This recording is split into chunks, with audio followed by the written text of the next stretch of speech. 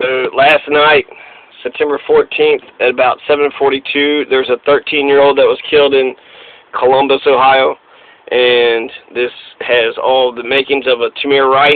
The kid has a BB gun, and apparently there was an armed robbery in the neighborhood. So I'll just read what this says here. So Columbus police are investigating a police officer-involved shooting as a result of an armed robbery in the area of South 18th Street and East Capitol Street on September 14, 2016 at approximately 7:42 p.m. So last night, 7:42 p.m., officers were dispatched to the area on the report of an armed robbery involving multiple suspects. Upon arrival, the victim told officers a group of individuals approached him, one of them brandishing a gun and demanding money. So there's a victim. He says a group of individuals approached him. One of them were brandishing a gun and saying, "Give me some money." Officers observed 3 males matching the description in front of 33 Hoffman Street and attempted to speak with them when 2 of the males fled on foot. Officers followed the males to the alley in the rear of 27 Hoffman Street and attempted to take them into custody when one suspect pulled a gun from his waistband. One officer shot and struck the suspect multiple times. The male was taken to Nationwide Children's Hospital, where he was later pronounced dead at approximately 8:22 p.m.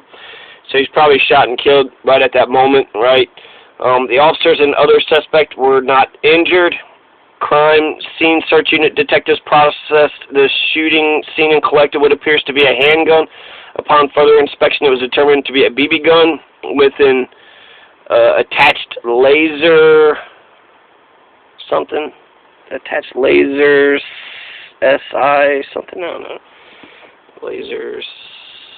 The gun was recovered and transported to the Columbus Police Property Room. Witnesses to the robbery and to the shooting were interviewed by investigators. The suspect has been identified as 13-year-old Tyree King, Tyreeking. The male with Tyree King was identified, interviewed, and released pending further investigation. Additional suspects are being sought. So that's the deal. It says that the involved officers will receive mandated psychological support counseling. They have opportunity to take leave to recover from a traumatic experience. It will be investigated by the Critical Incident Response Team. The final investigative package will be forwarded to the Columbus Division of Police. Okay, so automatically, just my gut reaction is to not believe the official story. So I don't know what had actually happened or why any of this is happening. But I don't know who shot him. I don't know who actually committed the murder. So they're not putting the officer's name on this. We know that the deceased is Tyree King, and we know that he could be possibly the armed robber, or maybe not. We have no idea. Do they have body cameras? Do they have body cameras, and have they released the body camera to show that there was actually a BB gun that was pulled? It's easy to plant a gun. And so I don't know what actually happened with this, and that's essentially what I feel is a total sense of powerlessness. Because if a police officer did murder somebody, then that means another police officer would have to arrest that guy. They need to arrest him and put him behind bars and get him through the criminal justice system just like anybody else. But they don't ever do that. It turns out if you got a badge and a gun, even if you only had 6 months of training and you're cross-eyed and, borderline retarded, it doesn't matter. If you got hired on as a police officer and you're given a gun and you're given power and you go out and you murder somebody, then the grand jury fails to indict and no justice happens whatsoever. And I think 95% of all, behavior has an explanation. So even if we were to assume that the guy is guilty, okay, I don't know why we would do that. We just assume that, well, the Jews must have been doing something. They were being put into the ovens. They must have done something, right? Why would the Nazis just do that? Maybe the Nazis are just a bunch of sadists. Maybe they're just a bunch of sick, sadistic human beings who take pleasure off of other people's pain. They get that Schadenfreude. And they get Freuden, whatever that German term is. But they get pleasure out of other people's pain. And if that's the indication is that they get pleasure out of other people's pain, well, that's a sick society. And so, I'm just just a thought experiment, so assume that he's guilty. And so it's an armed robbery. He had the gun, and he pulls the gun. He thought it was real, so he defended himself, and therefore, you know, he stopped an armed robber. Now, they questioned him. They said the 2 of the 3 guys ran off, but then they only said that there was one witness that they investigated was one of the 3 guys, and what about the other one? There's a third one there too. The initial, like the victim, we're not told who the victim is. In court, you have a right to be confronted with your accusers. So I think everybody that's a part of this situation, from the person who called it in to the, you know, supposed victims and to the witnesses, all their names need to be released, including the shooter, including the police officer. We need to know all the information, not just what that person did, but we also need to know who the officer is, who called this in. Are these even good people? You know, there's something called swatting, and swatting is when you call, you know, from a private line, the police, and you say that so-and-so is doing so-and-so, and the SWAT team comes down and kicks their, you know, door down, and that's called swatting, because the police don't know what's going on, and so when they get an anonymous tip that says so-and-so has a gun and they're running around, and I saw that one where the guy was just playing Nintendo and, like, you know, the video's on him, and then all of a sudden he sees a bunch of police officers come in, they're like, get down, get down. He's kind of like, okay, I'm just on the computer. What's happening right now? And so he didn't have a weapon. He didn't have anything whatsoever.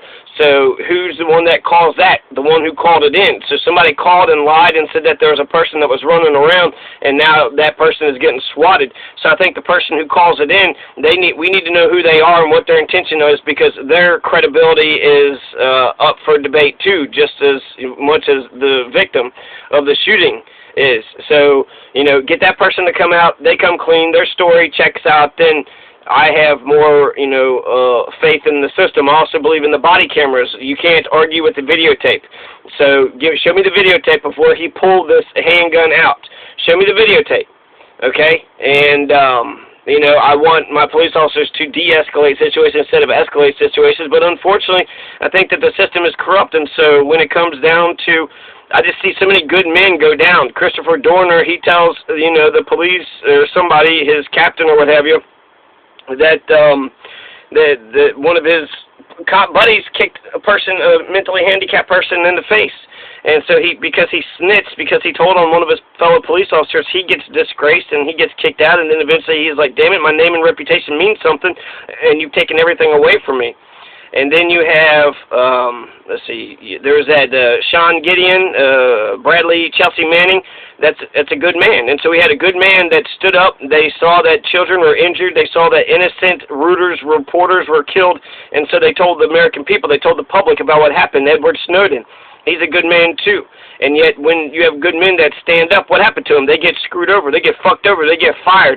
And they get kicked off to the side, to the curb, like they did something wrong because they showed a shred of humanity. They're supposed to be a bunch of psychos that just went around hurting people. And what happened to the psychos? So the good men are going down, and then the bad men, what happened to the bad men? The bad men are just pushed to the way, or they're not pushed to the, good men are pushed to the wayside. The bad men are, you know, they get to keep their jobs. They get to keep their gun. They get to keep going around victimizing people. Nothing happens to them. They did their job like they're supposed to, right? They eliminated the threat. They killed those Iraqi children. They shot this 13-year-old kid in Columbus. So they're heroes, right? But if the person says I saw a story with West Virginia. So in West Virginia, you had a police officer who did not kill a man who wanted to do a suicide by a cop.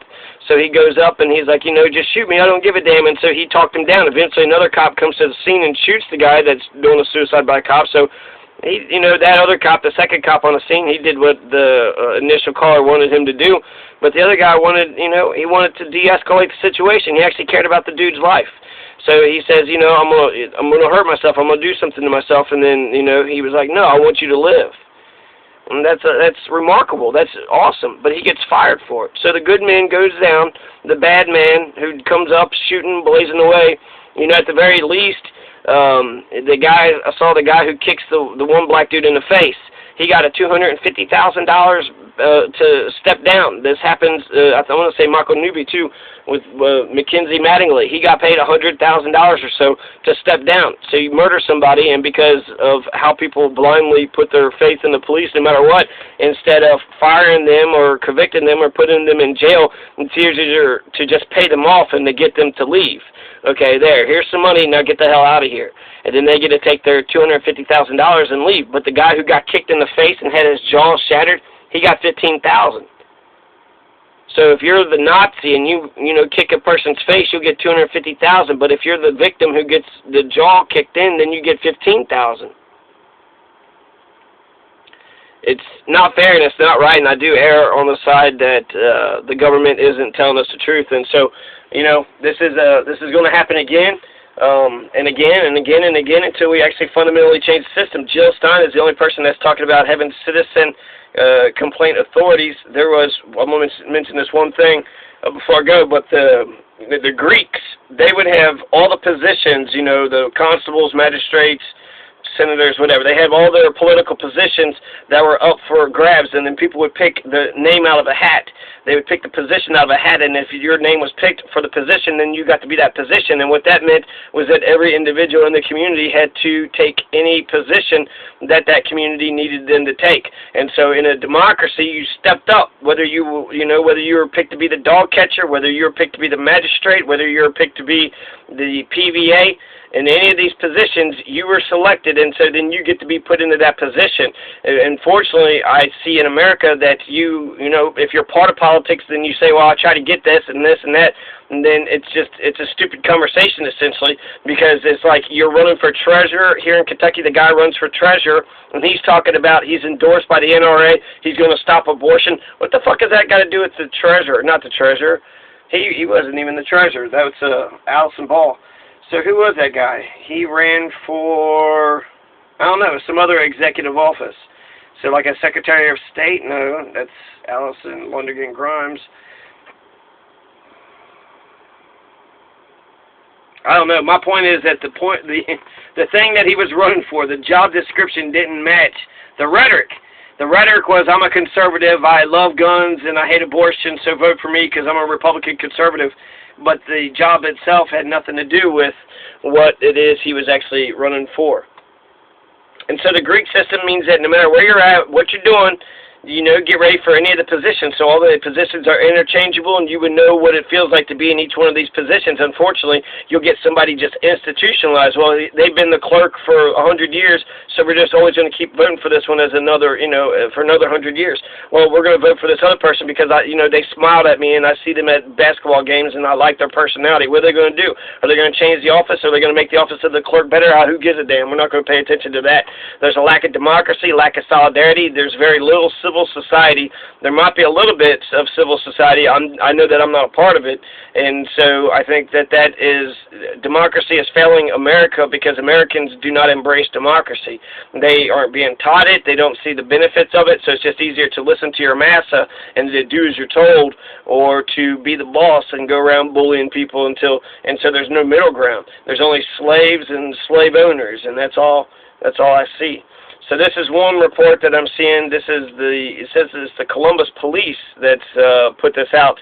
So, but this is Twitter. I don't know if it's actually the Columbus Police, but it seems like it's a legit,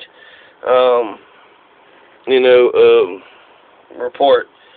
So more coming up. We'll see what this is all about.